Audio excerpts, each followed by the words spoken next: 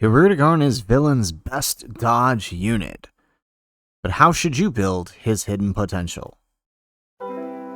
How's it, everybody? Celtic Link here. We're back for another Dokkan battle video. In today's video, we are taking a look at the INT Hirudegarn and trying to figure out what may be the best hidden potential build for this crazy boss unit. He is surprisingly good for a villain unit. We know how Dokkan likes to treat our villain units, but this guy is extremely good. So we're going to talk about how to build his hidden potential to maximize what this guy is doing. So let's kick things off. Let's take a look at his passive here. He is a movie boss's Resurrected Warriors, category key 3, HP attack defense 170%, and he gets an additional attack defense 30% to characters who are on legendary existence and transformation boost. His super attack will raise defense infinitely, causing immense damage. So already we know that he is a defense stacker when in his base form. He has an instant transformation that can be activated once only from his entry turn. He gets key 3, attack defense 100%, and a high chance of throwing a critical hit for 5 turns. He has attack and defense 200% and an additional attack 100% when attacking. He has a great chance of evading enemy's attack, that is a 70% chance, and launches an additional attack that has a great chance of becoming a super attack within the same turn after evading an attack. So after he evades, he has a 70% chance to launch an additional super. He also has an additional defense 10% up to 50 with each attack evaded. So while in base, the more he evades, the higher his defense goes, as well as raising it by another 30% when he super attacks. 60% possibly if you get that additional super out of him, right? And if you have some hidden potential investment, possibly a 90% defense raise on that initial turn on top of the 50 for his dodge, depending on how many of his dodge builds you get.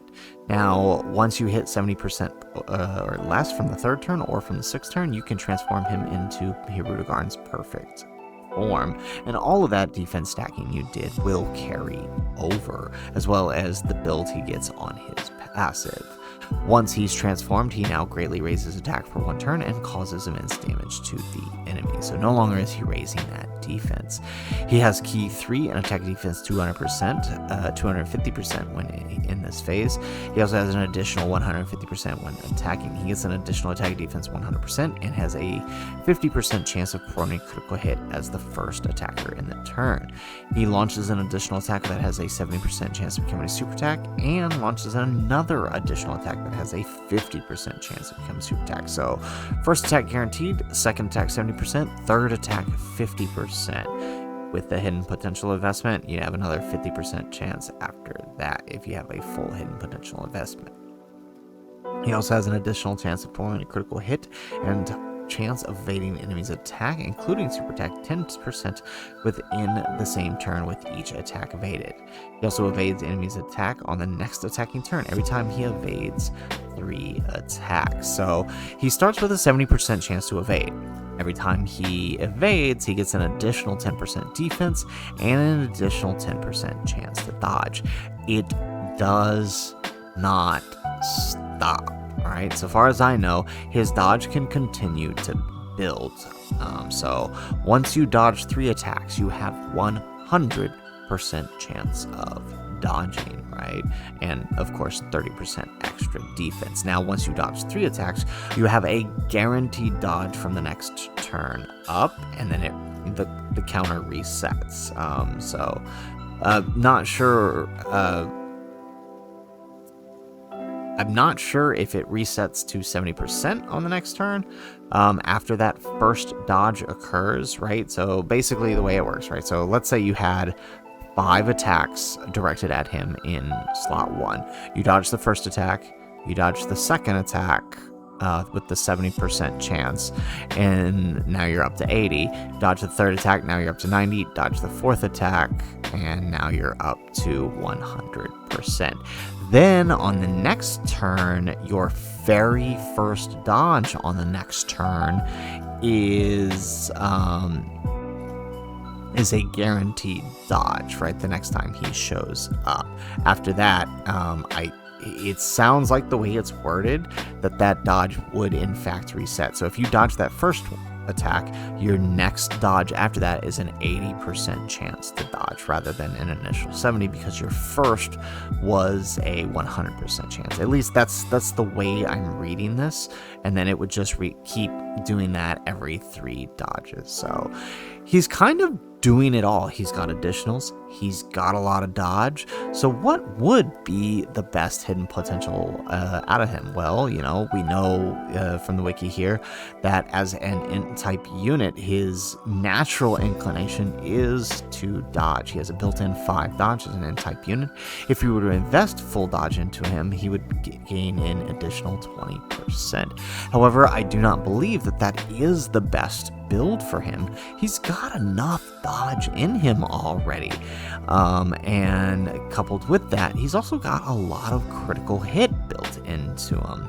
What he does do in his base form, which will help him out tremendously in those rare occasions where you don't dodge, is building his defense. He is a defense stacker, and my general rule of thumb for defense stackers is to lean heavy into the additional super attacks, because those 30% chances, while seem very low for raising, right, they build over and they can snowball very, very quickly when it comes to additional super attacks within a turn, right? That first defense raise, right, if you procced all 4 supers on that first turn with Hirudegarn after dodging, you are raising his defense by over 90% for the turn. So it goes from whatever his start of turn defense was to 90% more. That's nearly doubling it. The next turn, same thing. The next turn, same thing, right? And it would just keep going. So in the event that you don't get that 70% chance to dodge while in his base form, you won't have to worry, because he's going to have a pretty good defense. In fact, we can actually see that here thanks to Halvard and the calcs, right? During his intro turn, on that very first turn, you've nearly doubled his defense to 500k in just that single turn. When he gets his full build up, that's, assuming you get all of those dodges, you're talking 750k within that. By the time he rolls around again to the next turn, right, let's assume, full build up, you stacked twice, you're looking at just under a mil. With 40% support, that pushes you over 1 million. Now, that's, bare minimum case scenario, right? That's 2 SA effect stacks. Like I said, if you proc that additional third if you proc those additional supers on the next turn again, this number's going even higher, right? This is just like literally the very next turn of using him, right? So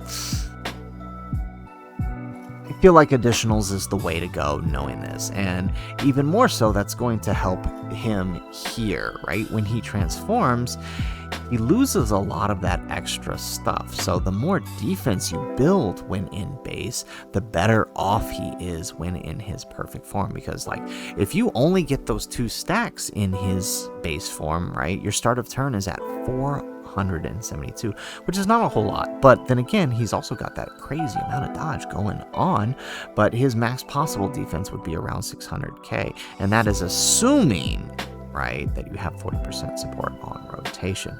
570k if you don't. So the more you allow him to stack with those additional supers in his base form, the better. So I really do think that's the way to go.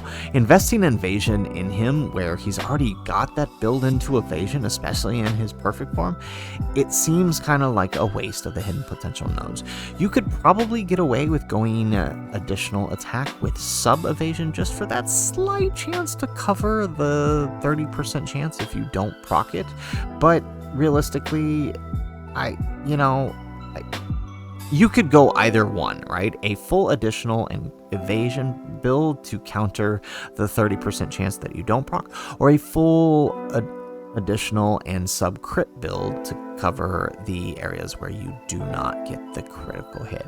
I think either one of those builds would be correct. I would not recommend going full crit based on the amount of crits he's already doing, nor do I recommend going full evasion based on the amount of evasion he's doing. I believe combo attack, additional attack is the way to go for this guy to maximize his potential based on everything that he is already doing. So guys, that is it for the video. If you like the video, make sure you hit that like button and subscribe to the channel if you have not already.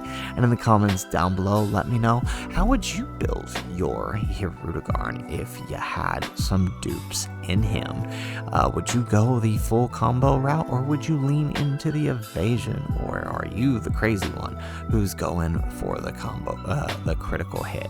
Not saying it's wrong, but I am curious. Let me know in the comments down below how you would do it. Otherwise, guys, as always, thanks for watching, and aloha.